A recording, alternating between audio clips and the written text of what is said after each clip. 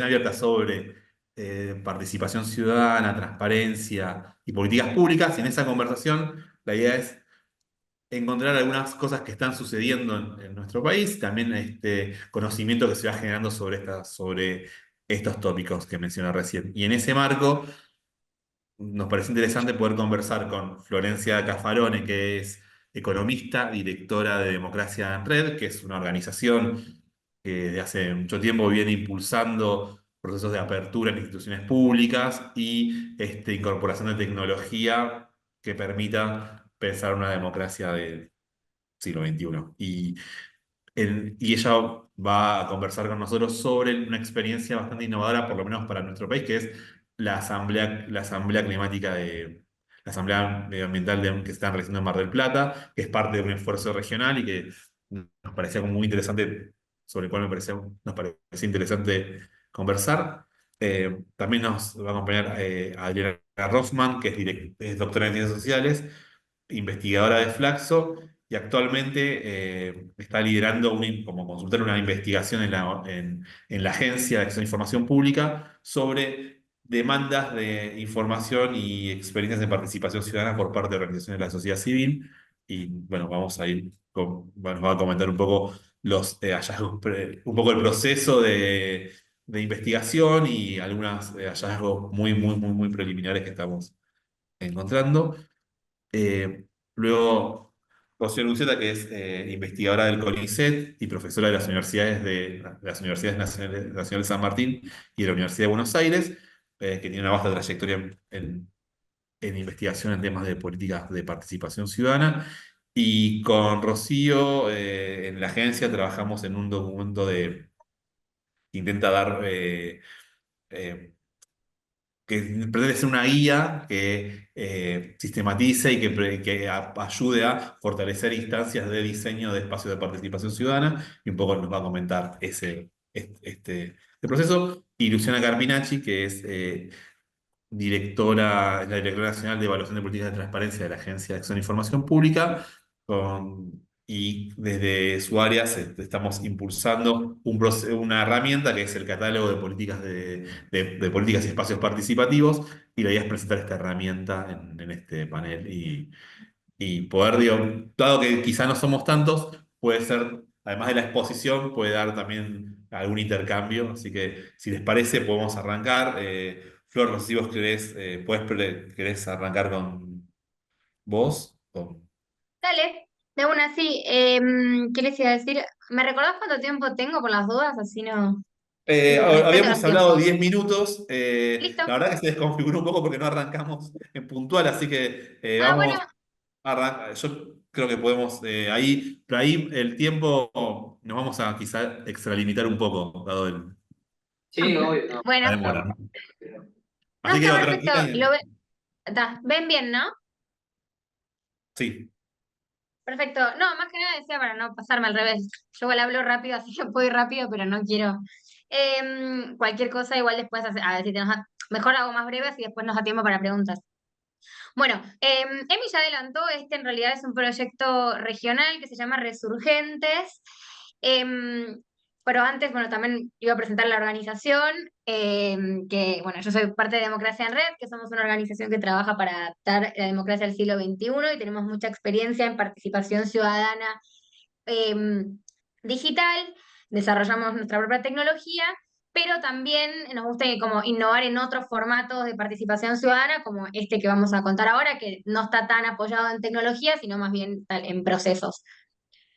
Resurgentes, que es Resurgentes, es una red de organizaciones. Somos 5 organizaciones de México, Colombia, Brasil y Argentina que trabajamos en deliberación, en participación ciudadana, en innovación política o innovación democrática y inspirados por otras experiencias del mundo, armamos un proyecto para poder implementar, eh, asambleas ciudadanas climáticas en 4 ciudades de América Latina. Un punto importante es por qué elegimos trabajar con ciudades y no tal vez a nivel nacional o incluso regional. Uno de los motivos será que la emergencia climática representa una amenaza grave para las ciudades de América Latina y que a nivel nacional y en general, en realidad, las democracias están teniendo dificultades para poder afrontar los cambios y los problemas que vienen asociados al cambio climático, y entendíamos que las ciudades son un nivel de gobierno en el cual hay bastante posibilidades de hacer cambio, ¿no? Y que tengan bastante impacto las políticas de mitigación o adaptación al cambio climático, y además también porque hay varios estudios que predicen que digamos, hacia adelante la mayoría de la población en América Latina va a vivir en ciudades, ¿no? La población en ciudades está en crecimiento, entonces también tiene sentido enfocarse ahí. Elegimos, bueno, 4 ciudades en diferentes países. Bujarú en Pará, en Brasil, que es en la zona del Amazonas. En Argentina, Mar del Plata, que es el caso que les voy a contar. En Colombia eligieron trabajar con Buenaventura, que queda en la costa oeste, ¿no? de Colombia. Y por último, en México van a trabajar bueno, están trabajando con Nueva León en Monterrey, al norte de México. Acá un poquito de como antecedentes de las asambleas climáticas o asambleas ciudadanas por sorteo. Como les contaba, nos inspiramos obviamente en experiencias internacionales. Se vienen dando varias experiencias, no solamente en temas de cambio climático. La verdad que las asambleas por sorteo se han implementado para múltiples temas, por lo general temas también que son complejos de deliberar, digamos, o de poder como, sí, debatir en un corto plazo, sino que pueden ser problemáticas más a largo plazo. Por eso es que cambio climático, que entendemos que son temas profundos, multicausales, que impactan en diferentes aspectos, el modelo de las asambleas tiene bastante sentido, ¿no? Tal vez hay otros formatos más de participación ciudadana por proyecto, bueno, presupuestos participativos u otras modalidades que son mejores para otros temas, pero creemos que las asambleas ciudadanas por sorteo tienen bastante sentido, ¿no? Para problemas como los que están vinculados al cambio climático. 3 ejemplos, en este caso europeos. Hubo una asamblea muy importante en Francia, una en Escocia, otra en España, en el cual se trabajaron diferentes temas, ¿no? En algunos casos fue, por ejemplo, esto de los objetivos para poder reducir gases de efecto invernadero, y en otros casos se presentaron propuestas en el Congreso. Existen como múltiples formas de llevar adelante asambleas. Hay algunas características comunes que ahora las vamos a ver, pero pueden ir variando de acuerdo, obviamente, a la necesidad y a la capacidad que tenga en este caso, el organismo público para implementarla. Bueno, Mar del Plata. ¿Por qué elegimos llevar adelante nosotros la asamblea en Mar del Plata? Cuento, la llevamos adelante en agosto de este año. La verdad que, por un lado, porque ya hemos trabajado con el municipio en varias ocasiones, entonces hay un vínculo ya previo que nos permite conocer el municipio y las capacidades que tenía. Por otro lado, también porque Mar del Plata es una ciudad costera y las ciudades costeras se ven muy afectadas por los efectos del cambio climático, obviamente por la subida en el nivel de los océanos y también por la erosión costera, entre otros temas. ¿Qué es lo que hicimos? Acá hay un video, pero no tiene audio, solamente para, sí, ilustrativo. Bueno, ¿qué características tuvo la asamblea que llevamos adelante en Mar del Plata? Uno de los puntos importantes por los cuales también Mar del Plata era una buena elección es, desde el municipio, están trabajando en su plan de acción climática. ¿Qué quiere decir? Que entonces nosotros lo que hicimos fue basar toda la asamblea en recolectar aportes y digamos que la participación esté orientada obviamente a alimentar ese plan de acción climática. Lo dividimos en 3 ejes diferentes para poder también facilitar la conversación. Y bueno, entonces trabajamos en esos temas. En nuestro caso, ¿cómo fue la modalidad de para todo el proceso? Que esto es lo importante y que son las características que tiene que tener una asamblea ciudadana. Para empezar, hicimos un envío de cartas, de notificaciones en realidad, a una muestra relativamente significativa de la ciudad de Mar del Plata, obviamente buscando cierta distribución geográfica en una primera instancia, que es lo único que podíamos, digamos, hacer. Y a partir de eso, las personas se registraban en un formulario y una vez que se registraban en el formulario, lo que hicimos fue hacer un sorteo entre las personas que se registraron. Se registraron prácticamente casi creo que 200 personas y lo que hicimos fue un sorteo considerando algunas características sociodemográficas de Mar del Plata que incluían edad, sexo, condición socioeconómica, lugar en el que vivían y también nivel educativo. Y de esa forma buscamos de alguna manera acercarnos, ¿no?, a una muestra un poco más representativa de la ciudad de Mar del Plata. Luego, obviamente, convocamos a los participantes. En nuestro caso, realizamos 7 encuentros de 4 horas, que es bastante intensivo. Y para asegurar la participación y el compromiso y la posibilidad también de las personas que participen, se les dio un incentivo, un honorario económico. Esta es una característica también bastante importante de las asambleas, porque lo que se busca es que los participantes realmente se puedan comprometer. Hay una primera fase que es de capacitación y de nivelación, entonces es importante que puedan participar de punta a punta y no que participen de un encuentro y tal vez después de otro y que cambien las personas a lo largo del proceso, sino que es importante que, en este caso, no les dije la cantidad de participantes, eran 48, no, 46 terminaron siendo, pero queríamos llegar a 50. Y la verdad es que estas 46 personas participaron de él, prácticamente todos los encuentros, hubo muy pocas faltas, y eso realmente eleva muchísimo la calidad, obviamente, de la discusión. Así que eso creo que es un punto importante. Y como mencioné hacia el paso, realizamos una primera etapa de formación, de nivelación, que fueron los primeros 4 días, en los cuales primero se dio una introducción sobre qué era la Asamblea Climática, por qué estábamos haciéndola, por qué en Mar del Plata. Y y después se hicieron algunas instancias de capacitación o nivelación en las cuales hablaron especialistas, pero también hablaron funcionarios y funcionarias públicas de niveles técnicos y también políticos, que la verdad que también fue muy interesante para conocer qué es lo que ya estaba haciendo el municipio, ¿no? Y qué posibilidades realmente había. Y fueron, bueno, espacios bastante como enriquecedores porque no es lo más habitual, obviamente, que un grupo de personas tenga la oportunidad de escuchar qué están haciendo eh, desde obras sanitarias, por ejemplo. La verdad que eso también fue muy interesante y nos sorprendió. Bueno, esta fue esta experiencia. Acá hay algunas como las claves que acabo de comentar para que también quedaran por escrito, por si después alguien quiere que se lo comparte. Algunos desafíos también que tuvimos con la asamblea, que estos son más de gestión, pero me parece que también está bueno compartirlos. Em, Se nos complejizó obviamente el envío de las invitaciones, ¿no? Hay como una teoría de cómo se debe llevar adelante, pero en la práctica notificar 3.000 personas para un municipio que tiene a 800.000 habitantes es complejo, ¿no? Es complejo lo burocrático para poder implementarlo. Incluso, por ejemplo, el pago a los participantes, nosotros lo pudimos hacer porque teníamos un financiamiento por fuera del municipio, pero entendemos que para los municipios es complejo poder hacer ese tipo de pagos.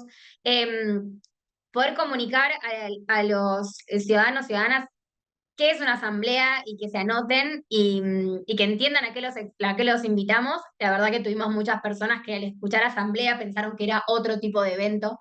Si bien sabíamos que podía pasar, es algo bastante difícil de poder como cambiar, pero también, bueno, a veces te chocas con expectativas del otro lado que tenés que después ver cómo las cumplís.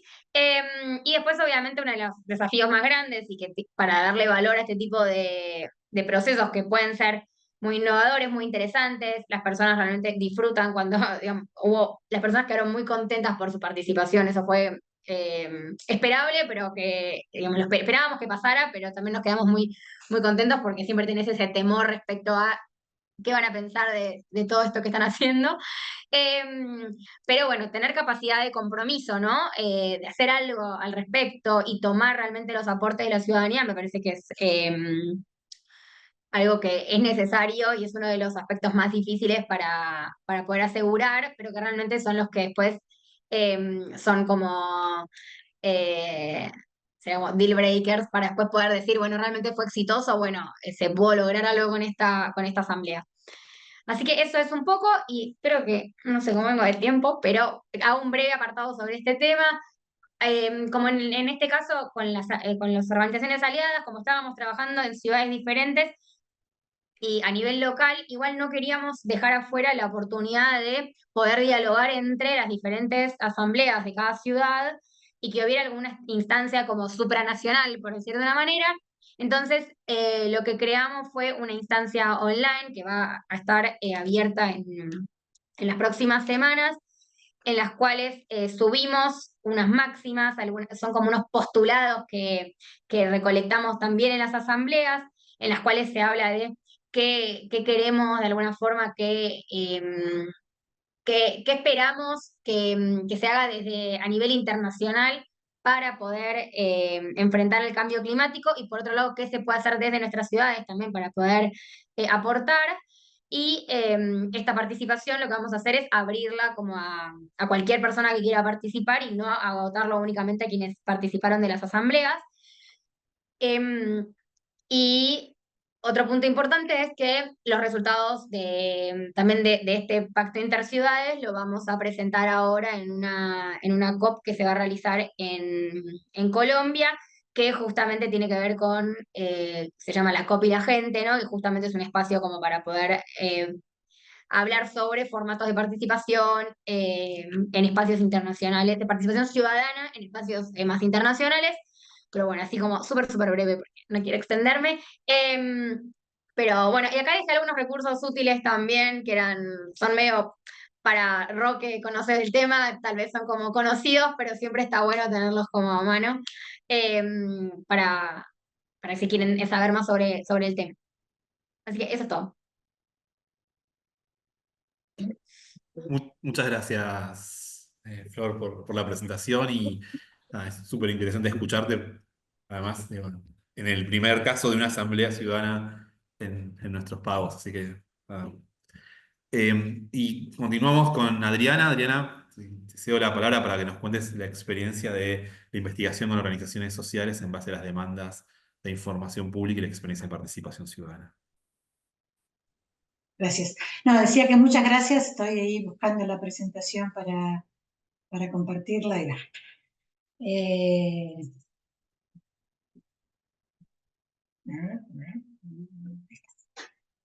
ahí se ve, ¿no?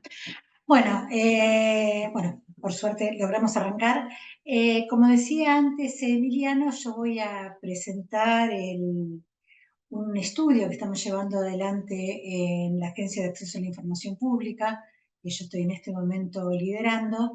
Es un estudio que se inició hace poco y en ese sentido lo que voy a comentar ahora es el diseño y algunos resultados preliminares porque, bueno, estamos todavía muy en marcha como para poder comentar más contenidos claros. Como les decía, este estudio se denomina Generación de Conocimiento sobre la demanda de información pública en el marco de experiencias en dispositivos participativos por parte de organizaciones sociales, un título larguísimo, pero que en resumidas cuentas lo que apunta es dentro del campo de preocupaciones e intereses que tiene la Agencia de Acceso a la Información Pública y particularmente la Dirección Nacional de Evaluación de Políticas de Transparencia, que Luciana es directora y seguro va a contar mejor, y también trabajando con el Consejo Federal de Transparencia, que es el espacio de articulación entre todos los gobiernos provinciales en este campo, era apuntar, digamos, ir más allá de lo que se ha trabajado más abundantemente en este campo, que apunta más que todo a promover y asesorar a los organismos gubernamentales para que desarrollen políticas de transparencia, y en este caso, ahora llegó el punto, era poner más bien el foco en la demanda de información pública y transparencia, es decir, preguntarnos por qué información demanda la ciudadanía, cómo la demanda, qué evaluación está haciendo de los procedimientos existentes, es decir, mirar esa relación entre oferta de información y demanda de información desde la perspectiva de la demanda, es decir, de la perspectiva de la ciudadanía, y más particularmente enfocando dentro de ese amplio universo que podemos pensar, que podemos denominar como ciudadanía, en las organizaciones de la sociedad civil que interactúen de alguna manera sistemática con el Estado, es decir, que participen, que tomen parte en dispositivos participativos, porque pensamos que son los espacios articulados de la ciudadanía que más información necesitan y usan. Esto parte de una noción, de unos fundamentos teóricos que voy a resumir muy rápidamente en esta relación entre transparencia y participación ciudadana, entendiendo que es una relación de doble sentido, ¿no? Por un lado, es evidente que la transparencia, que la información pública alimenta, nutre, orienta los procesos de participación ciudadana en el sentido que le brinda contenidos para que esa participación sea más pertinente, más apropiada, más efectiva, mejor direccionada. Y también pensamos que la participación ciudadana estimula, demanda, requiere, provoca, amplía la transparencia y las políticas de difusión de información pública por parte de los organismos estatales. Entonces, en este continuo que en su conjunto tiene por objetivo ampliar el espacio público, ampliar lo público, ampliar la gestión de lo público, dicho de esa manera, nos parece que son dos aspectos que funcionan de manera muy interrelacionada. Es en ese marco es que nos proponíamos, como dije recién, más particularmente en este estudio, evaluar la pertinencia, la calidad y la utilidad de las políticas de transparencia como instrumentos que aportan al desarrollo y funcionamiento de los mecanismos de participación ciudadana. En este sentido, más precisamente aún, nos interesaba indagar en las experiencias de acceso a la información pública por parte de organizaciones de la sociedad civil, como decía antes, que hayan intervenido últimamente en procesos participativos o en implicaciones políticas públicas. Bajando un poquito más todavía, entonces, queremos identificar y caracterizar necesidades y experiencias de acceso a la información pública en estas tres dimensiones: los contenidos de la información que se demanda, la evaluación que hacen estas organizaciones o estas asociaciones sobre los procedimientos que implica acceder a la información, y también los usos y las aplicaciones de esta información, porque nos parecía muy importante entender el para qué, no solamente el qué y el cómo, sino también el para qué. Y además, en el marco de las políticas de la Agencia de Acceso a la Información Pública, contribuir al catálogo de experiencias participativas que puso en marcha la agencia con el aporte de experiencias, de mecanismos de todo el país, porque este por supuesto es un estudio federal, que puedan aportar a tener un panorama más amplio y más representativo del conjunto de experiencias de participación ciudadana actualmente en marcha en nuestro país. Rápidamente la estrategia metodológica.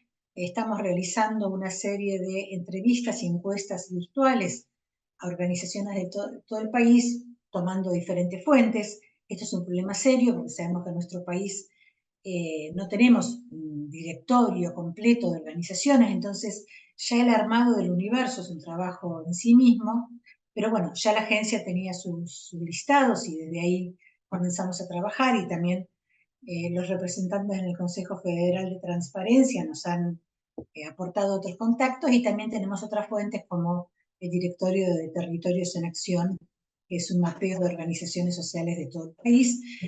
Con esta base armamos una muestra de casos lo más representativa posible, y tenemos un trabajo en 3 etapas. Una primera etapa de entrevistas en profundidad, que sirvieron también para ajustar los instrumentos. Una etapa de encuestas semiestructuradas, a la que aspiramos a completar unos 40 casos. Estamos por los 20 en este momento. Y luego queremos en el futuro pensar en un cuestionario autoadministrado que pueda tener su dinámica propia.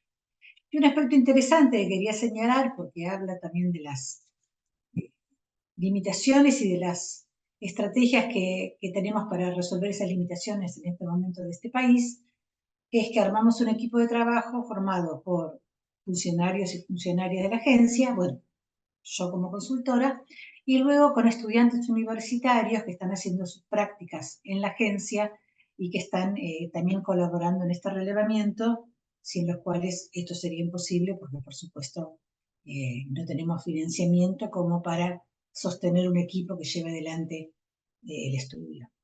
Y entonces, ya para terminar, voy a plantear algunos resultados preliminares, como les decía, son basados por ahora en 20 entrevistas que hemos realizado, nos falta todavía realizar mucho, y en base a algunas pistas que van apareciendo respecto de los contenidos, ahí por ahora aparecen 3 grandes campos sobre los cuales las organizaciones buscan o solicitan información. Sobre políticas públicas, mucho por supuesto sobre ejecución presupuestaria, también sobre el impacto de las políticas públicas, se demandan muchos estudios de impacto en temas urbano-ambientales, por ejemplo, y también un eje, creo que apareció en casi todas las entrevistas, es que por supuesto las organizaciones se financian en buena medida con convocatorias de políticas públicas y por eso están permanentemente buscando información sobre las convocatorias o las líneas de financiamiento que ofrezcan las políticas. Se busca mucha información sobre organigramas y sobre los nombres de los funcionarios y funcionarias para luego poder ir a tener una conversación más directa que ahora les voy a contar, y también se piden muchas estadísticas socioeconómicas, urbanas, ambientales, es decir, datos sobre la realidad, para decirlo de alguna manera. Los procedimientos, esto realmente era algo que nos sorprendió, que no lo teníamos tan claro. Hay como un ciclo recurrente de 3 estrategias que se van combinando, que no son excluyentes. Por un lado, la primera, que suele ser la búsqueda de información abierta, consultar en páginas web, en los sitios web qué información hay. Después hay, por supuesto, muchas consultas presenciales, informales, a través de los contactos que los dirigentes de las organizaciones pueden tener establecidos con funcionarios y funcionarias, y las solicitudes ya digitalizadas, formales, a través del TAD, los pedidos de información pública, suelen ser la tercera instancia y que utilizan aquellas organizaciones un poco más consolidadas y con más experiencia en el tema. Pero vuelvo a decir, son 3 procedimientos que funcionan de manera circular, no como alternativas excluyentes.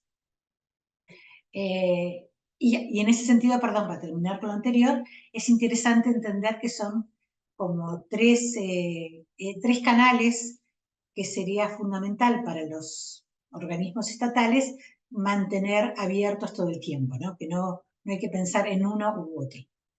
En cuanto a los usos, nos aparecieron por ahora estos 4 usos que son interesantes porque son bien diversos.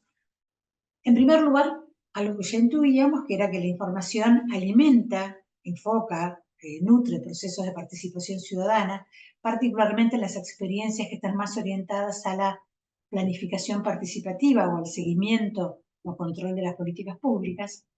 La información también sirve, también es muchas veces difundida de manera abierta para generar debate público, construir agenda, fortalecer la implicación de la sociedad o de determinados colectivos en las problemáticas sobre las cuales las organizaciones intervienen.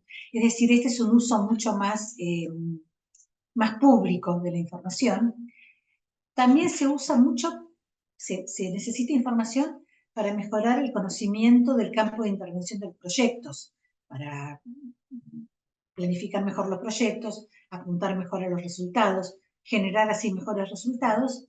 Y luego, por último, se menciona que la información es necesaria para asegurar el efectivo ejercicio de derechos, que muchas veces hay grupos sociales o colectivos que no conocen a fondo la posibilidad de acceder a los derechos que tienen a disposición.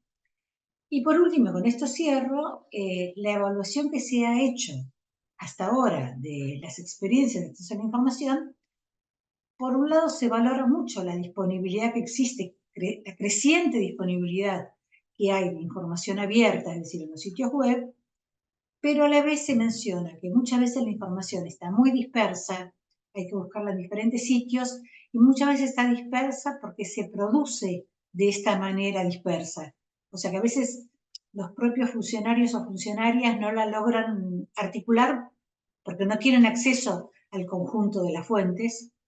Por supuesto, bueno, muchas veces está incompleta, en general está desactualizada, y en muchos casos se han mencionado como que en algunos portales el acceso es muy complejo, requieren autenticación, acreditación, una serie de pasos que no todos pueden cumplir. Y en relación a los mecanismos participativos, que eso estamos como recién comenzando, lo que nos aparece hasta ahora es que las organizaciones, al menos las que hemos relevado, lo vuelvo a decir, son solo 20, intervienen en diferentes momentos e instancias del proceso de gestión de las políticas públicas. Algunas hacen incidencia, otras forman parte del proceso de planificación participativa, muchas participan en la ejecución de las de políticas o de programas o de actividades, y por supuesto también seguimiento y monitoreo. Y hasta ahora todas las organizaciones con las que hemos entrevistado están articuladas en redes más amplias, o redes temáticas o redes territoriales, pero que eso da la idea de que confirman algo que ya sabíamos, pero esto lo confirma, de que la sociedad civil es una trama y no una suma de organizaciones. Bueno, con esto lo dejo. Muchas gracias, vuelvo a decir, es algo que está todavía en marcha, así que esperamos poder tener resultados más interesantes a fin de año. Bueno, Adriana, muchas gracias por contarnos cómo viene la investigación. Obviamente estamos todavía en el proceso de relevamiento con entrevistas a referentes de organizaciones sociales, con la idea de cubrir a todas las provincias del país. Así que bueno, seguimos con ese relevamiento y ojalá podamos tener hacia finales de año más conclusiones respecto de este enfoque. Y continuamos con Rocío, con quien trabajamos un enfoque sobre el desarrollo de dispositivos participativos. Así que, Rocío, te cedo la palabra.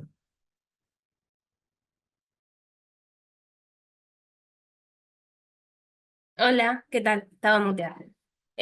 Bueno, muchas gracias. Gracias a la agencia por haber organizado este panel. Me parece que está muy bueno poner en común y poder contarle un poco también a otra gente, digamos, cuáles son los proyectos que estamos llevando adelante. Lo que yo les voy a presentar, a ver, no se mueve la diapositiva, ¿no? Ahí está. Es un documento que elaboramos desde la agencia, que vendría a funcionar como un marco conceptual sobre participación ciudadana y que tiene también una serie de variables o criterios para diferenciar y elegir un diseño institucional de dispositivos participativos para todos aquellos gobiernos de distintos niveles que estén interesados en promover la participación ciudadana en las políticas públicas. Hay también un apartado en el que se cuentan experiencias en Argentina y en el mundo, y un último apartado que narra un poco tendencias actuales y desafíos. Es un documento largo que también estamos terminando, ¿no, Emi? Que está como ya en el proceso de edición, de maquetación. Y entonces es un desafío importante presentarlo rápido. Pero bueno, voy a intentar, y bueno, dialoga muy bien con las dos presentaciones anteriores, así que eso me pone contenta, y voy a apoyarme en eso. Bueno, el documento tiene una parte teórica en la que se presenta un poco cuáles son los fundamentos teóricos de los espacios participativos o las instituciones participativas, desde la teoría política, digamos. Digamos que hay dos grandes corrientes, las teorías de la democracia participativa y las teorías de la democracia deliberativa, que han inspirado todas estas prácticas, y también una idea de democracia más profunda, más exigente que la democracia puramente electoral, que las versiones mínimas de democracia, que se vuelve mucho más importante en el contexto actual argentino, pero global también, en el que se habla, por lo menos de los años 80, de manera recurrente de una crisis de representación, de una pérdida de confianza en los representantes, en las representantes, y también de un aumento de la incertidumbre, ¿no? Lo que hace que sea necesario el diálogo permanente entre gobierno y sociedad y que no quede simplemente en la expresión de la voluntad en los momentos electorales, que son muy esporádicos. Pero bueno, como les decía, hay dos grandes campos teóricos, las teorías de la democracia participativa que se propusieron desde los años 70, reforzar el rol de los ciudadanos y las ciudadanas en la democracia y que no se limitara simplemente al voto de representantes, sino que se pudiera promover una participación en la sociedad, o sea, una sociedad participativa, especialmente en el barrio, en el espacio local, en los lugares de trabajo, pero con la idea de que la participación no se puede limitar simplemente al voto como expresión de la soberanía popular. Tiene que haber una multiplicación de oportunidades, digamos, de expresar la voz de la ciudadanía. Y las teorías de la democracia deliberativa que tienen un foco un poco diferente, porque se preocupan más por las decisiones que se toman surgidas de un proceso de deliberación, como decisiones más racionales, más legítimas, más consensuadas, ¿no? En las que se respeta más el lugar, las opiniones de la minoría, porque han sido escuchadas, y en las que se llega a relativos consensos, de manera que las decisiones son mejores decisiones. Entonces, con focos puestos en distintos aspectos, la mayor actividad de la ciudadanía, la mejor calidad de las decisiones, estas teorías ambas van más allá de pensar la democracia como puramente electoral o como reducida a su dimensión electoral. Entonces, las instituciones participativas o espacios participativos, como también lo llamamos en el documento, son formas de participación entre muchas otras, que existen y que deben existir en las democracias.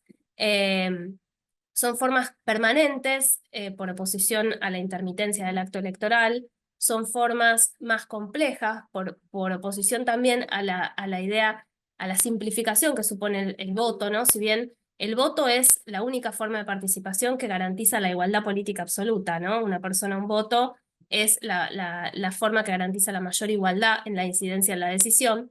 Sin embargo, tiene un lenguaje simplificado, entonces a lo que aspiran estas instituciones o espacios participativos es a poder complejizar un poco los argumentos y a que la voz de la ciudadanía se pueda expresar en múltiples arenas e influir en la toma de decisiones sobre políticas públicas.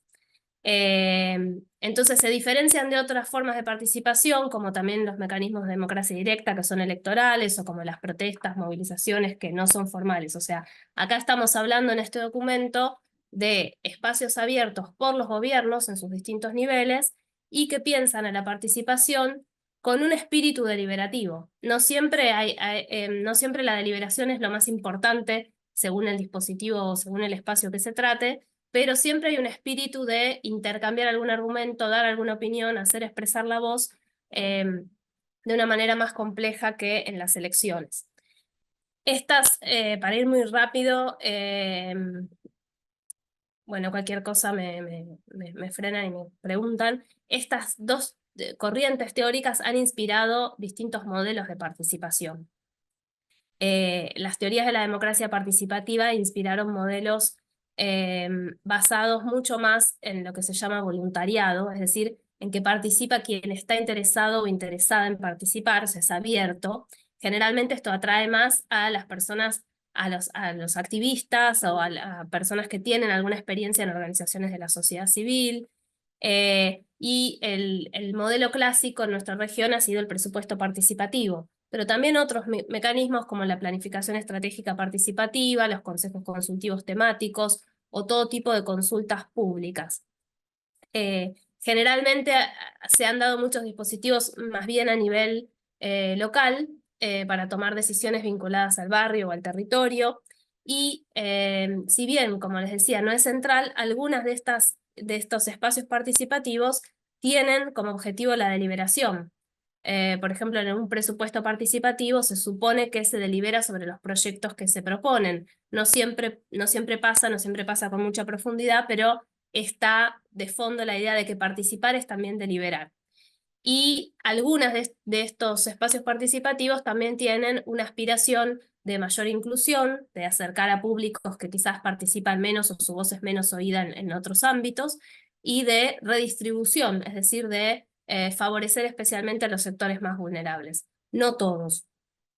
Frente a eso, las teorías de la democracia deliberativa, que tuvieron más impacto, se podría decir, en el norte global, pero que ahora, como bien se deduce de lo que nos estaba contando Flor, está impactando también este modelo en nuestra región.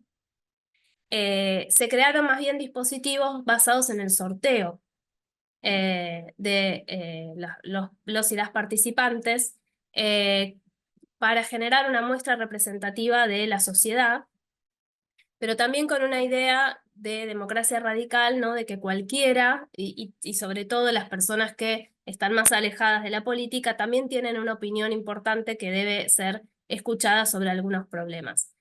Esto sobre todo ha sido orientado, como decía Flor, a determinados temas. Hay algunos temas que requieren mucho más de la deliberación y de este tipo de dispositivos que, por ejemplo, resolver problemas más inmediatos del barrio, ¿no?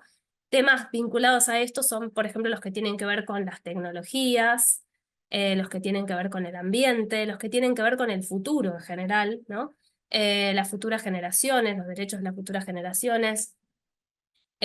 Son temas en los que muchas veces tampoco hay acuerdo científico ni político, temas controvertidos, en los que generar una deliberación informada, porque estos dispositivos que se han llamado mini públicos, también asambleas ciudadanas, y ahora la última tendencia es que las asambleas ciudadanas se orienten más a ser asambleas climáticas, ¿no?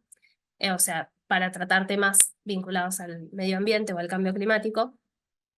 O sea, lo que suponen es que además de la selección por sorteo, hay un proceso de formación de quienes van a participar en base a información equilibrada. Es decir, si hay 2 campanas sobre un problema científico, se le tiene que dar las 2 campanas. Pueden tener conferencias con expertos o expertas de distintos ámbitos, desde el punto de vista legal, no sé, biotecnológico o político o antropológico, para tratar los distintos problemas. Esto supone que se va a llegar a buenas recomendaciones, a decisiones más racionales.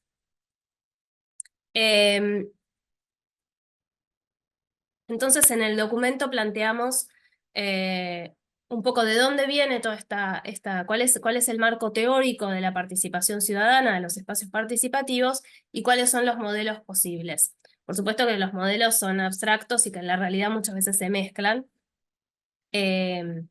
Y luego tenemos un apartado que pretende orientar sobre cómo elegir un dispositivo, un espacio participativo, si un gobierno quiere abrir la participación para la expresión de las preferencias ciudadanas.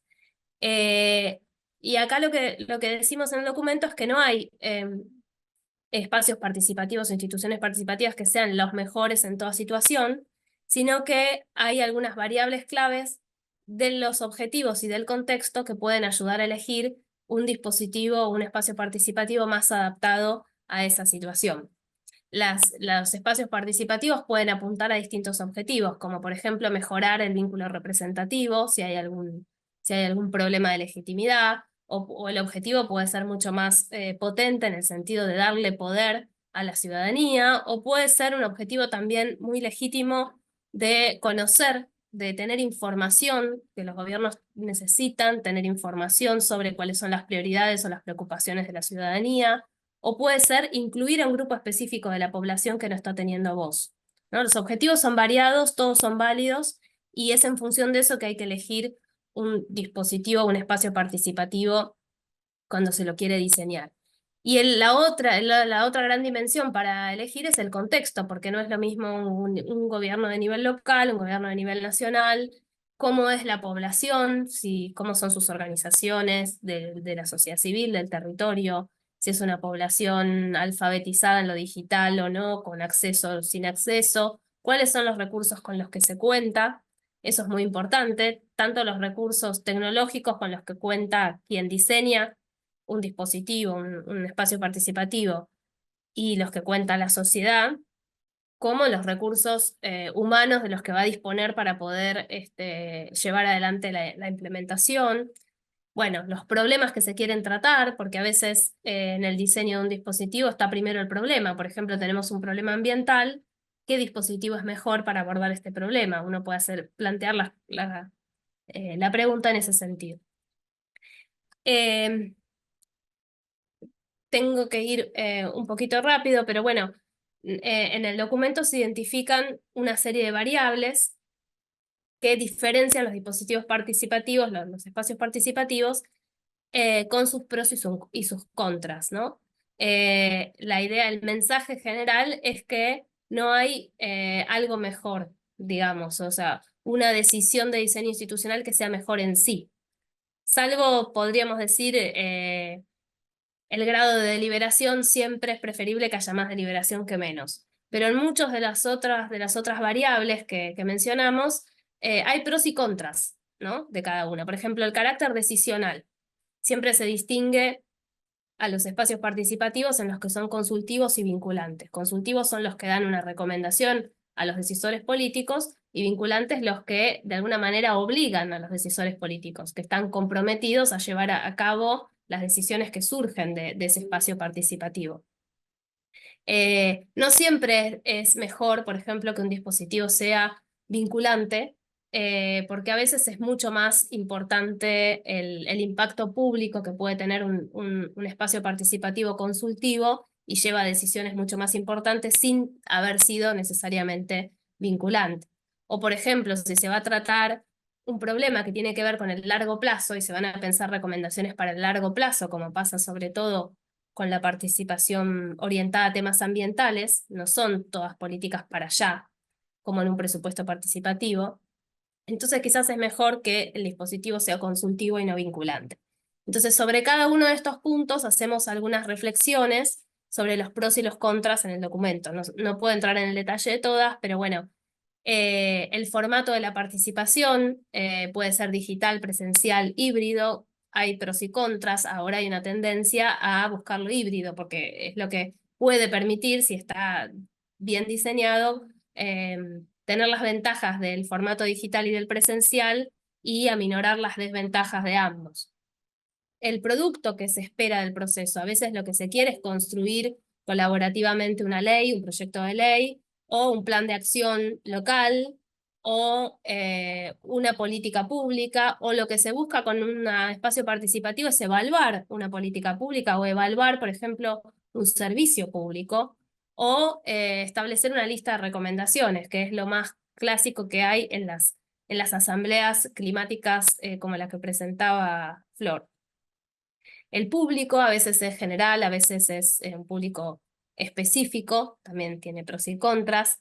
La forma de seleccionar a los participantes, que como vimos puede ser, digamos, que participa quien quiera o que se sortea a los participantes. En ese caso solamente pueden participar los que han salido sorteados. O hay también dispositivos que establecen cuotas de participación para distintos sectores de la sociedad, ¿no? Como pueden ser organizaciones de la sociedad civil, organizaciones empresariales, sindicatos, trabajadores de un sector, etc. Entonces en el documento vamos dando ejemplos de todo esto.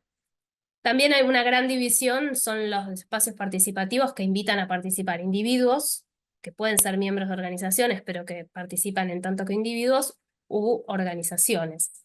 En Argentina y en América Latina hay de ambos, ¿no? Los temas también pueden ser abiertos o específicos, también hay pros y contras de cada decisión en ese sentido. Hay algunos espacios participativos que son permanentes, como por ejemplo los consejos consultivos, no se espera que desaparezcan, y hay otros que son ocasionales, como una consulta pública para resolver determinado problema. La temporalidad del proceso a la que hacíamos referencia recién se puede tratar de espacios participativos que buscan resolver problemas inmediatos, que requieren una solución relativamente urgente. Muchas veces pasa eso en los consejos locales, los consejos de barrio o los presupuestos participativos, en la medida en la que se busca quizás darle una solución a un problema que hay en el momento, pero puede haber también espacios participativos que se orienten a largo plazo, como la planificación estratégica, que piensen la ciudad o que piensen el país a 10 años, a 20 años, ¿no? Muchas veces los espacios participativos son políticas públicas en sí mismas, ¿no? Generalmente, ¿no? Como, bueno, hay una política pública que es una política de participación, como un presupuesto participativo, eh, sobre todo cuando son permanentes, pero a veces son parte interior de una política pública más amplia, que, por ejemplo, busca tener un impacto en la sociedad y en alguna etapa de esa política se generan, por ejemplo, mesas de gestión para tratar, por ejemplo, la urbanización de algún barrio, y entonces esa mesa de gestión puede durar lo que dura el proceso de la política pública, pero quizás después no permanece, ¿no? Es simplemente como una etapa. Bueno, la inserción en el ciclo de políticas públicas siempre es mejor en este sentido, consultar a la ciudadanía, las preferencias de la ciudadanía lo más temprano posible en la concepción de una política pública, pero a veces justamente la participación se incluye para la evaluación, ¿no? Ahí hay diferencias también, y la escala territorial puede tratarse de espacios participativos locales, nacionales, que combinen escalas o que incluso sean espacios participativos pensados a nivel nacional, pero cuya implementación sea local. ¿Cómo voy a mí? De tiempo. Bueno, en Bien, el... o sea, me estamos quedan... bien, nos quedan unos minutos y- Ok. Bueno, en el documento tratamos distintos dispositivos, distintos espacios participativos.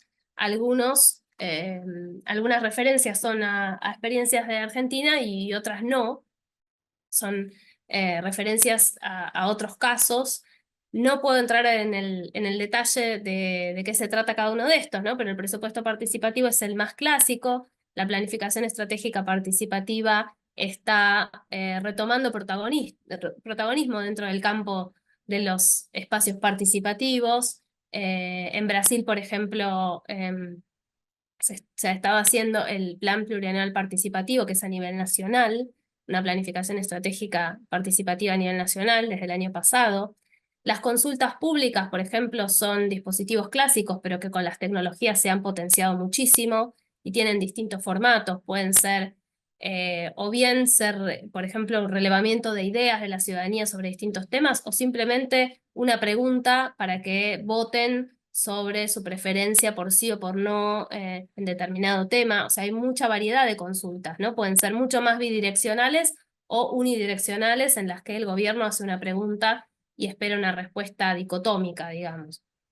Las iniciativas ciudadanas son un clásico dispositivo de democracia directa, en realidad, electoral, en el que la ciudadanía, cuando está habilitado constitucionalmente, puede juntar firmas para presentar iniciativas a ser tratadas por las legislaturas. Y este es un dispositivo que tradicionalmente fue muy difícil de activar, porque tiene un umbral, en general, un umbral de firmas muy alto y requiere una sociedad muy organizada, estilo la uruguaya, digamos, ¿no?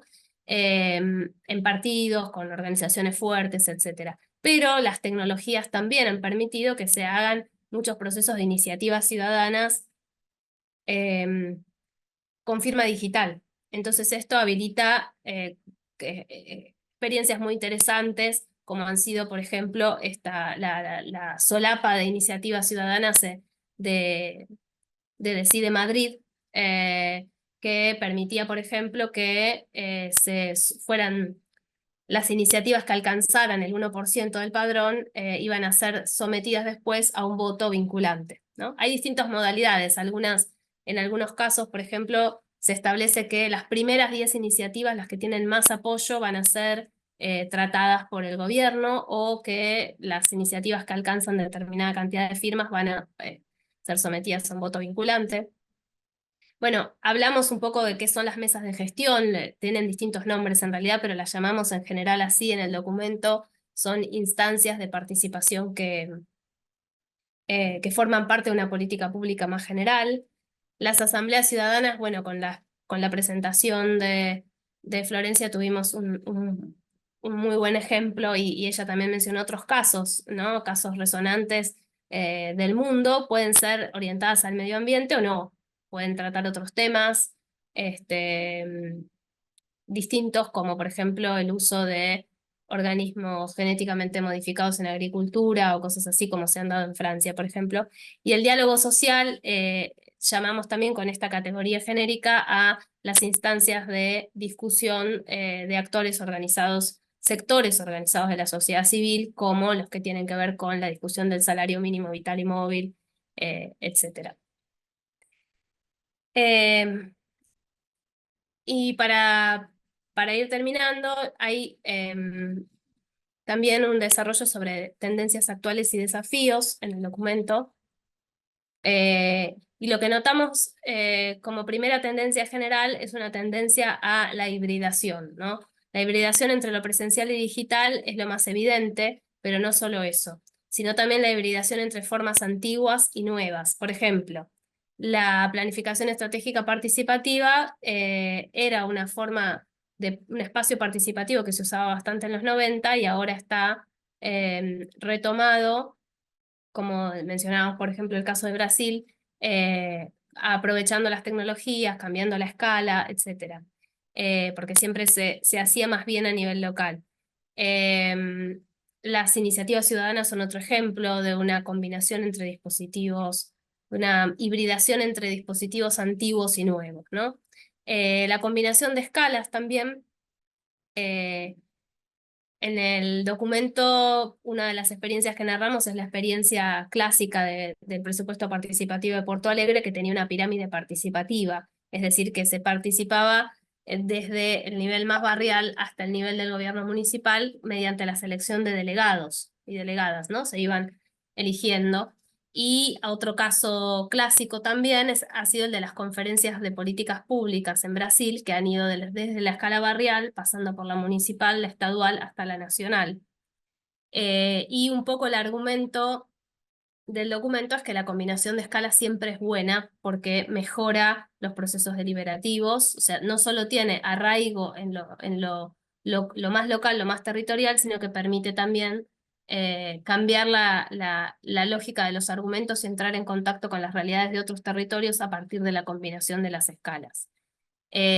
Ahora, actualmente, hay una tendencia a combinar escalas no solo con pirámides participativas, porque las conferencias de políticas públicas en Brasil se han estado retomando desde el año pasado también, se habían interrumpido durante el gobierno de Bolsonaro, sino también otros procesos más abiertos como los diálogos ciudadanos en Chile o como el gran debate nacional en Francia, que han combinado la posibilidad de hacer foros locales como cabildos locales con, por ejemplo, una discusión a nivel nacional mediante una plataforma eh, digital, etc. Entonces, hoy en día hay una tendencia, creo, positiva hacia combinar escalas en la participación. Y luego la combinación de dispositivos en sí mismos. Hoy se habla también como algo deseable de ecosistemas participativos, ¿no? En los que no haya simplemente una multiplicación de espacios participativos sin orden, sino que haya una lógica en la que un espacio pueda reforzar y promover al otro. Por ejemplo, el presupuesto participativo de la ciudad de París tiene una asamblea ciudadana permanente elegida por sorteo que va eligiendo los temas de los que va a tratar el presupuesto participativo. O la revisión de iniciativa ciudadana de Oregon, que combina un dispositivo, un mini público por sorteo con una iniciativa ciudadana, y el propósito del mini público por sorteo es esclarecer argumentos a favor y en contra antes de que sea votada la iniciativa, por ejemplo, ¿no? Entonces hay una combinación virtuosa de distintos dispositivos. Otra tendencia que notamos también es a la especificación de temas y de públicos, ¿no? Cada vez menos se abren espacios participativos abiertos sobre cualquier tema y abierto a todo el mundo, y se tiende más a, por ejemplo, hacer espacios participativos orientados a niños y niñas, a jóvenes, a personas mayores, a refugiados, a distintos públicos específicos que requieren hacer oír su voz sobre alguna cuestión. Y sobre temas puntuales, ¿no? El día a día, el tema ambiental es uno de los principales actualmente. Entre los desafíos encontramos que hay tendencias que al mismo tiempo habilitan y limitan. Sobre todo esto es el desarrollo de las tecnologías en relación con la participación, y ahí entra también el tema de la inteligencia artificial. Ya cerramos, ¿no? Bueno, hay cosas que no hubieran sido posibles sin las tecnologías, pero al mismo tiempo las tecnologías presentan una forma limitada de participación. Otra de los desafíos es evitar justamente que la innovación se ponga por delante de la idea de la participación como un derecho ciudadano, que ha estado en el origen también, en la inspiración de todos estos espacios participativos. Y una cuestión importante que conecta también con la presentación de Adriana tiene que ver con la complejidad de la información y con la comunicación, porque muchas veces comunicar todos los espacios disponibles ya en sí es un tema, y la información que hay es muy compleja y no está ordenada. Entonces es uno de los desafíos actuales de la participación. Y termino. Perdón, sí. Fui rápido. Es un documento muy largo, pero que pronto va a estar disponible para que puedan ver. Muchas gracias. Muchas gracias, Rocío. Como dijiste al principio de intervención, claro, el documento está en fase de diseño y esperamos que prontamente esté publicado. Pero tu intervención dialoga bastante bien con la que sigue, que es la de Luciana, que nos va a presentar el catálogo de experiencias participativas. Un poco viene de la mano del documento que presentaste. Así que directamente te cedo la palabra. Bueno, muchas gracias. Estamos acá conectados juntos. Em,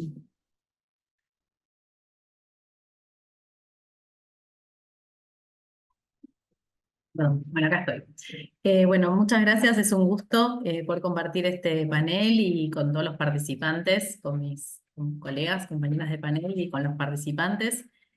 Un poco a mí me toca ahora contarles cómo es que desde la Agencia de Acceso a la Información Pública incorporamos estos estudios, estos desarrollos conceptuales y documentos que previamente les presentaron Adriana y Rocío. Nosotros en el marco de la Agencia de Acceso a la Información Pública, que se crea en virtud de la Ley 27275 de Acceso a la Información, somos el área de evaluación de políticas de transparencia, que se creó hace casi 2 años, con el objetivo de promover el fortalecimiento de las políticas de transparencia. Y cuando discutimos este tema de qué es una política de transparencia, esa es parte de nuestro trabajo, ¿no? Es pensar, conceptualizar y debatir y discutir qué entendemos por una política de transparencia y cómo, entendiendo que de esta forma acercamos el Estado a la ciudadanía y le permitimos a las organizaciones públicas todo esto que ellas venían comentando, es cómo podemos leer y podemos aprender con H intermedia las expectativas, las demandas y las preferencias ciudadanas dentro de las decisiones de políticas públicas. Con esta impronta es que nosotros desarrollamos un portal de transparencia. Les voy a mostrar un poquito, está accesible para todos, así que no es que lo voy a recorrer en detalle, pero como es una plataforma que es bastante nueva, desde el área nos propusimos facilitar un sitio donde se pudieran dar a conocer los objetivos de la ley e información pública que la ciudadanía pueda consultar para las distintas motivaciones que un poco les estuvo desarrollando Adriana, que van apareciendo en las consultas y en las entrevistas. Y la ley tiene básicamente tres objetivos, que es promover la transparencia, facilitar y garantizar el acceso a la información y también promover la participación ciudadana, que es dentro de los tres objetivos el menos conocido de la ley.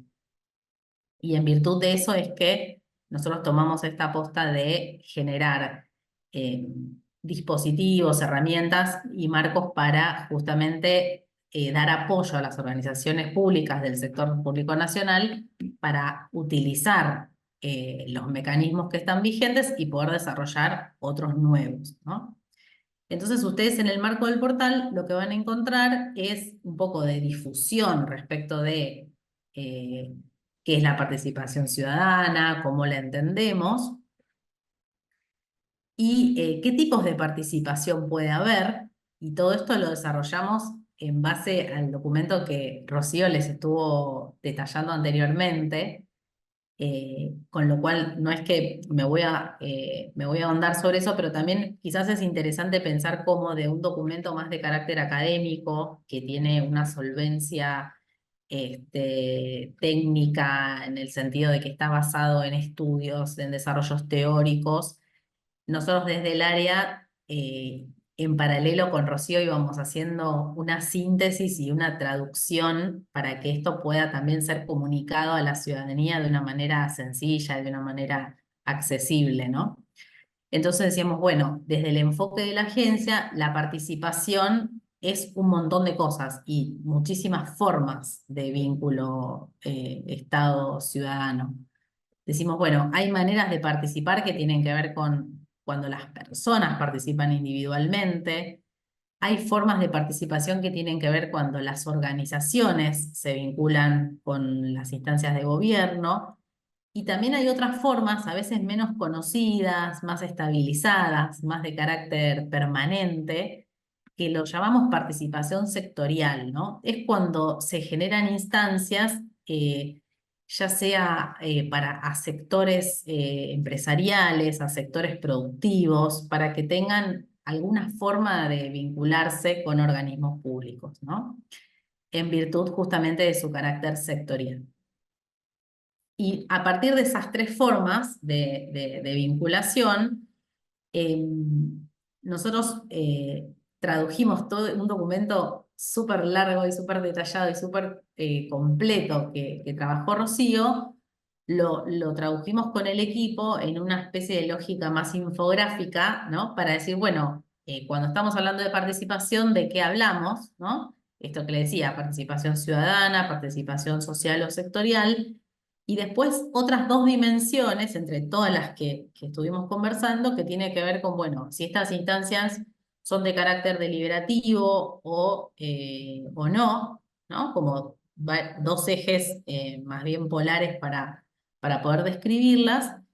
Y por otro lado, el carácter consultivo o vinculante de las experiencias, ¿no? Y a partir de esta clasificación, el equipo hizo una investigación durante el año pasado y nosotros lo que nos propusimos fue, así como la guía que presentó Rocío nos da pistas y pautas para pensar y diseñar los dispositivos, esa guía dialoga con otros dos instrumentos con los cuales trabajamos, que es justamente el catálogo de espacios participativos, que lo que nos trae son experiencias concretas donde este ejercicio ya se está desarrollando, ya se desarrolló. Quizás empezó y terminó, quizás todavía existe, quizás es más permanente, quizás es más puntual, pero ejercicios donde las instituciones del sector público nacional ya están utilizando la participación como método ya sea en el diseño, ya sea en la implementación o incluso en la evaluación de las políticas.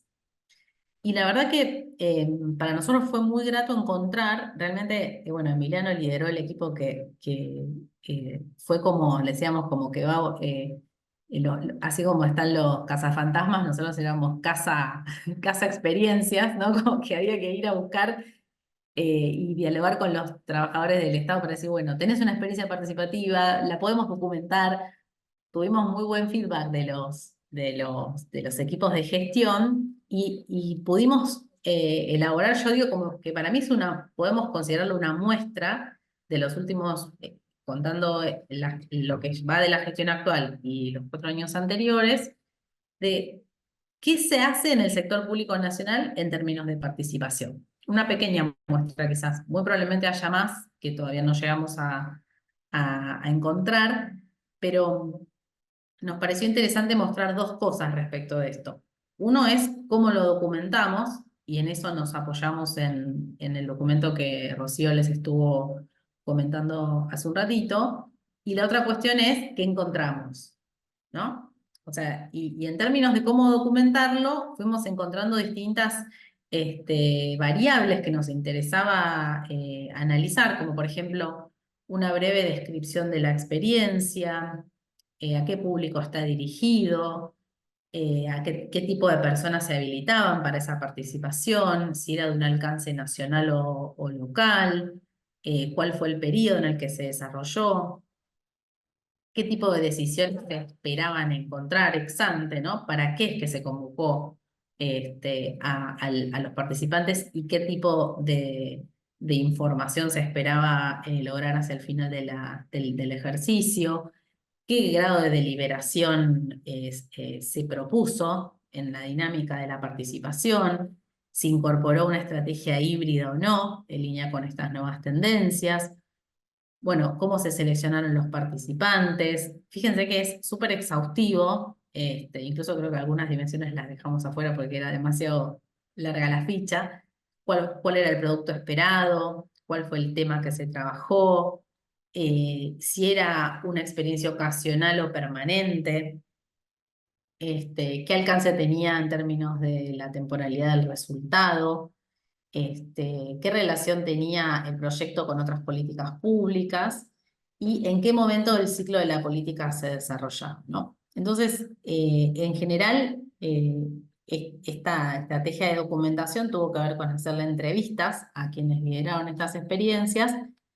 Y muchas veces también era un diálogo de decir, bueno, todo esto nos interesa saber sobre tu experiencia, cuestiones que en algunos casos las experiencias no lo habían pensado ex ante, ¿no? Por ahí habían recurrido a formatos más preestablecidos. Y bueno, de esta forma lo que un poco esperamos lograr con la documentación es que quienes estén pensando desarrollar estos ejercicios tengan los antecedentes y no tengan, digamos, tengan más accesible las tradiciones y las trayectorias que se utilizan y qué tipo de métodos se utilizan en función de los tipos de políticas y de los resultados que se esperan, ¿no? Entonces ahí, para sintetizar un poco qué encontramos, digamos, quería mostrar un poco cómo se distribuyen estas experiencias que nosotros encontramos, ¿no? Es decir, encontramos una audiencia pública realizada durante el periodo, 3 casos de presupuestos participativos utilizados por universidades nacionales, 4 consejos sectoriales, 9 mesas de diálogo, fíjense que es el mecanismo más utilizado, 4 experiencias de talleres participativos y 3 consultas públicas. Y en ese sentido, si nosotros nos fijamos en términos de cuáles son los temas que hay en las experiencias, podemos ver que en el área de la política pública de ambiente, de las 24 experiencias documentadas, 6 corresponden a políticas públicas vinculadas con el ambiente y el cambio climático. Es un número importante vinculado con el tema ambiente. Otras 6 se vinculan con políticas públicas relacionadas con la transparencia, el gobierno abierto y las políticas de integridad. Luego tenemos 5 que se vinculan con políticas vinculadas con el desarrollo social, políticas sociales, experiencias vinculadas con adolescencia, con barrios populares, con políticas de género, una discusión acerca de la actualización de la Ley Nacional de Discapacidad, que luego no se aprobó, no se llevó a discutir en el Congreso. 2 experiencias vinculadas con las políticas productivas y experiencias también vinculadas con presupuestos participativos en universidades. Entonces, lo que vemos ahí es que hay cierto nivel, yo diría como de concentración en algunas políticas públicas muy concretas. Entonces, también es interesante pensarlo esto, porque a priori uno pensaría que la participación es un mecanismo en general mucho más utilizado en los niveles de gobierno local, que la nación a veces no tiene tanta tradición de utilización de esas experiencias, salvo cuando la participación es un requisito, por ejemplo, para el aumento de tarifas o para una decisión particular que está arreglada por ley. Pero es interesante, me parece, esta concentración que tenemos sobre algunas políticas en particular, porque básicamente es donde la nación tiene digamos, una responsabilidad menos delegada, podemos decir, ¿no? Es decir, la política de transparencia, la política de integridad son políticas públicas que están concentradas en el nivel nacional y tienen que ver quizás con las pautas y los comportamientos de la propia administración pública. El ambiente es una materia que en general tiene como dificultades en lo que tiene que ver con la lógica vertical en el nivel federal. Y no encontramos tantas experiencias vinculadas con políticas de educación, políticas de salud, políticas de seguridad, que quizás son las áreas donde las provincias y los municipios tienen, digamos, la responsabilidad de la gestión de esas políticas, ¿no? Entonces, como que en algún sentido suena congruente con áreas de política donde la nación tiene una mayor concentración de responsabilidad. Así que bueno. Nuestro desafío a futuro con estos instrumentos es, por un lado, compartirlos nos están acompañando el equipo del Consejo Federal para la Transparencia, que son instrumentos que todo el relevamiento y las entrevistas sobre demandas de información las estamos desarrollando en conjunto con el Consejo Federal para la Transparencia. Y nuestro desafío es, por un lado, que estas herramientas se hagan más conocidas y las utilicemos para el diálogo con los gestores públicos, tanto a nivel nacional como también a nivel federal. Así que, bueno, a medida que vayamos teniendo ya resultados más concluyentes, digamos, de las entrevistas del estudio que le está liderando Adriana, los vamos a compartir y a publicar, y también prontamente el documento sobre política de participación. Así que bueno, muchas gracias y creo que quedamos atentos a preguntas. No sé si tenemos tiempo. ¿Estamos bien? Pero sí, Ibrahim, no sé si hay preguntas del aula. ¿Se me escucha ahí? ¿Me escuchan bien? Sí. Bien.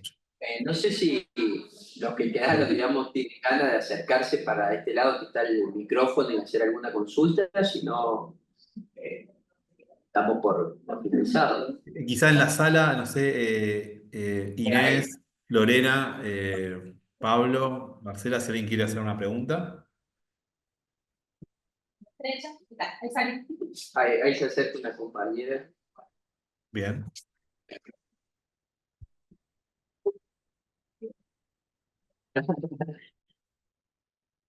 Buenas tardes. Yo soy de la Municipalidad de Perico, de la provincia de Jujuy, y la verdad que estuvo muy enriquecedor escuchar a los disertantes, y bueno, agradezco por haber estado presente también. La pregunta es la siguiente. En cuanto a la participación participativa de lo que dijo la profesora del Consejo, ¿no sé? La última disertante.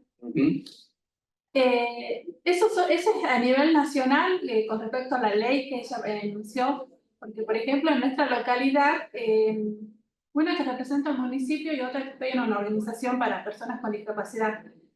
Hay poca participación, digamos, en cuanto a la sociedad. Hay ordenanzas creadas, pero nosotros queremos participar para que esas ordenanzas salgan. Y no notamos mucha transparencia. ¿Cómo podemos hacer? Nosotros podemos como ciudadanos hacerlo visible eso. trabajar con esas ordenanzas. No sé si se me entiende.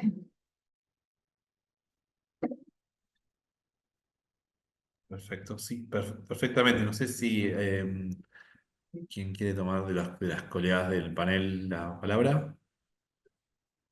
Sí, era para la profe Luciana, me Para parece. la profe Luciana, Luciana. sí.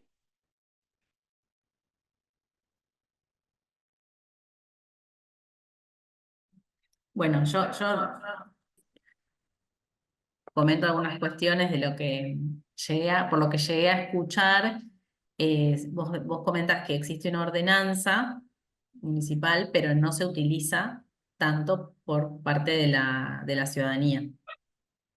Claro, Si por escuché ejemplo, lo que bien. sí, Eh, ellos las crean, pero Ahí, queda bueno, también porque Rocío es muy creativa para detectar necesidades y pensar dispositivos posibles, con lo cual también compartimos la devolución. Me parece que en la experiencia que nosotros venimos teniendo, que está sobre todo en relación a la publicación de información y al ejercicio de la transparencia, yo lo que diría es hay que empezar. O sea, la única forma de que esto camine es empezar. Es decir, eh, hay que tomarlo como un ejercicio de quienes estén interesados en que esa institución, que por lo que vos decís está creada, pero no existe una cultura, por decir, de la participación, tomar las herramientas que están y generar la instancia de peticionar para que esta institución empiece a utilizarse. Porque por lo que vos decís es, desde el aspecto normativo está creado, si es así, si no es así, te escuchamos la devolución, pero desde el aspecto normativo está creado, pero no existe a nivel del ejercicio ciudadano de demandar esas instancias participativas. Con lo cual me parece que ahí lo más importante es reunirse quienes quieran activar ese proceso y proponerle a las autoridades empezar a ponerlo en práctica, digamos. Y esto es, ya te digo, es una construcción. No hay que esperar que salga excelentemente bien la primera vez, pero sí que el primer paso hay que darlo, ¿no? Ahí le paso la palabra a mis compañeros. bueno, Sí, bueno, sí, perdón, no, sí, sí, no me quedó tampoco muy claro eso. O sea, hay una ordenanza que habilita la participación, pero no se está usando. ¿Sería? claro, no se está usando. No Eso, está en ejercicio, pero ¿existe una instancia participativa a la que no va nadie o simplemente está la ordenanza? no solamente la ordenanza, yo digo, para hacer un espacio Claro, participativo, consultivo, eso se puede hacer, ¿no es cierto? Junto con, el acompañamiento de la ley. claro. Sí, Sí, pero ahí creo que como decía Luciana, se trata como de activar una demanda a las autoridades municipales para crear ese espacio. Dependiendo de qué diga la ordenanza, se trata de un espacio distinto. A veces se puede hacer con apoyo de las organizaciones territoriales o de la sociedad civil. Muchas veces pasa que existen ordenanzas de espacios participativos o normativas y que después en la práctica no se, no se cumplen o bien se cumplen de una manera como de fachada, ¿no? Nosotros siempre decimos que es bueno que haya una normativa porque lo vuelve más institucionalizado y permanente, pero al mismo tiempo la normativa sola no garantiza nada. Em, pero bueno, ahí se trata quizás de hacer campañas de comunicación, eh, y no sé, por lo que sé, Perico está en el proceso quizás de diseñar un presupuesto participativo joven. sí, No sé si sí, vos sí. estás al tanto, No justo estoy yo. estoy en contacto con el equipo que está haciendo eso en Perico. Bien. Pero Muchas cuesta porque es un año muy, Sí. muy difícil para los gobiernos locales, disponer de un presupuesto para destinar a una política pública que requiere un presupuesto, entonces no es tan sencillo, pero no, Sí. Bueno, muchas gracias. ¿no? Bueno, muchas gracias. Creo que nos extralimitamos un montón de tiempo, así que, Brahim, disculpas por todo. Y muchas gracias a todos los que se quedaron hasta el final.